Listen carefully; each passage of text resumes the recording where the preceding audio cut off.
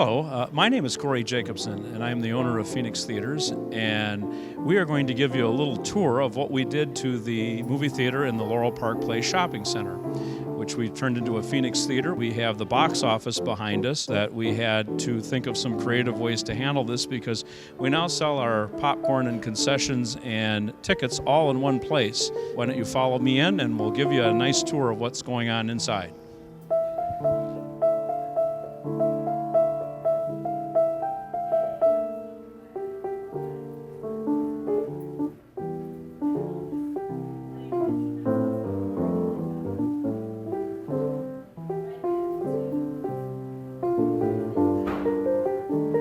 We are at the piano, and actually I can't play the piano, but this can, and we thought this was a unique way to solve our problem of what to do with the box office.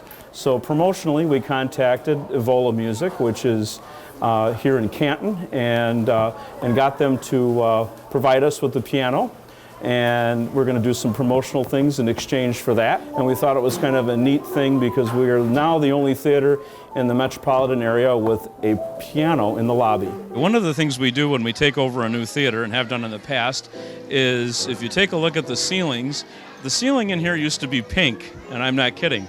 So what we ended up doing was painting the entire ceiling black, which takes all the ceiling tiles and cleans everything up and makes them quite attractive once again.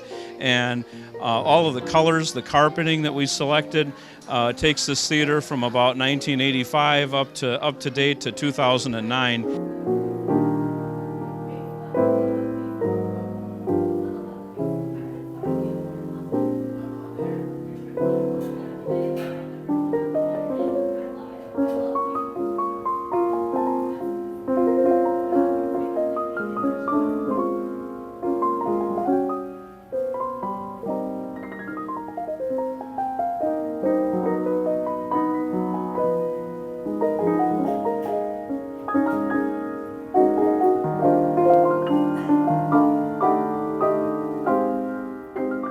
This is the device, the new technology, that allows us to sell tickets and concessions all in one spot, which is the Radiant system, including the keyboard and the ticket printing system. And I had to be brought kicking and screaming to this because I'm quite a traditionalist and like the box office. And I was around when there were old paper tickets and things that came out of an automa ticket machine without any computers whatsoever. And now this technology allows us to combine both of these things and put them in one spot. This speeds the customer transactions. It also makes one credit card transaction for people rather than two, so it saves money on all ends. But this was a very nice innovation that we started about 2 years ago in our theater in Monroe and added here to Laurel Park.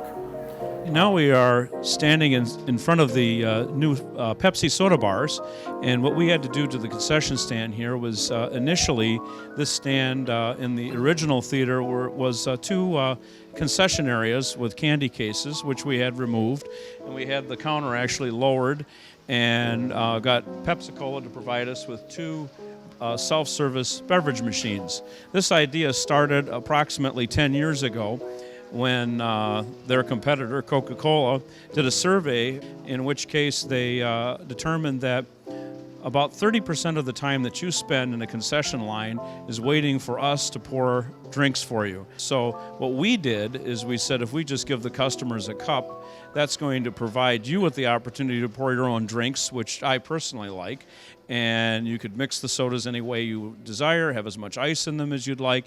It also gives the opportunity for the customer to have free refills, and it sped up the line, and we gained the 30% in time. So we're actually a lot more efficient in the candy stand that way, and it also allowed us to move the box office products to the concession stand so that the delays in the line wouldn't be in any way hampering the flow of traffic. So that's what we did, and this is how this came out.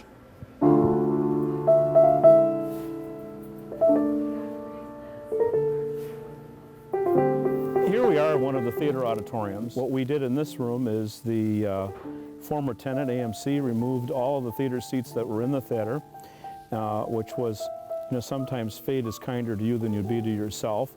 And what we did is we searched around, and actually these theater seats I found in Wisconsin, and they are about as close to brand new as you could possibly imagine because they were only in a theater for about a year and a half. We took the lengths of the aisle for seating comfort, and we went from the AMC 38 inches. You now have 45.5 inches in which to stretch your legs out. One of the things that we wanted to talk about was, before we left the auditorium, was the fact that we changed all the screens to curved screens. And this does a number of things. It actually focuses the light levels to the center of the room a little bit better. And also, I happen to just personally really like the look of a curved screen rather than a flat screen. I just think it looks cooler, and the picture quality is just a little bit better on the curved screen. And we also took the drapes and the contours of the curve and exaggerated them out a little bit into the auditorium, which is really kind of an old-fashioned way of doing things. Rather than having a square look, the front of the auditorium has sort of a rounded look on the sides, or curved look on the sides, and we thought that made the room feel a little bit more comfortable, and that's what we did. Also, I think it gives the impression that the front stage is a little larger than it might actually be, so it could be an illusion. Now we're in my favorite room in the movie theater, which is the projection booth. Behind me is a FP20 projector, which was actually built in the 1970s and really has a lot of the same principles that you would find in a projector that Thomas Edison built almost 100 years ago, or about 100 years ago, in the sense that it really hasn't changed too much, except a lot of people have put a lot of new innovations on his innovation, which is the sound system is better. We now have digital sound on the actual soundtrack of the film.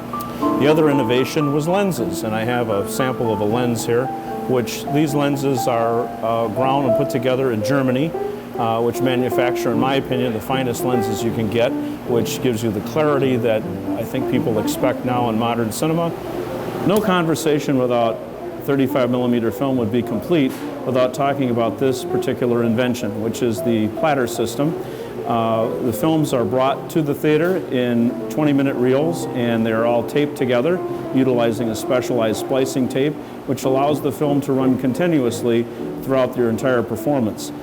This film also, the platter system, allows these theaters to become as large as they have today, up to 30 screens in some complexes. This complex has 10. And this allows one person to run 10 pieces of equipment rather than one person running one auditorium with reel-to-reel equipment, switching back and forth with little cue marks.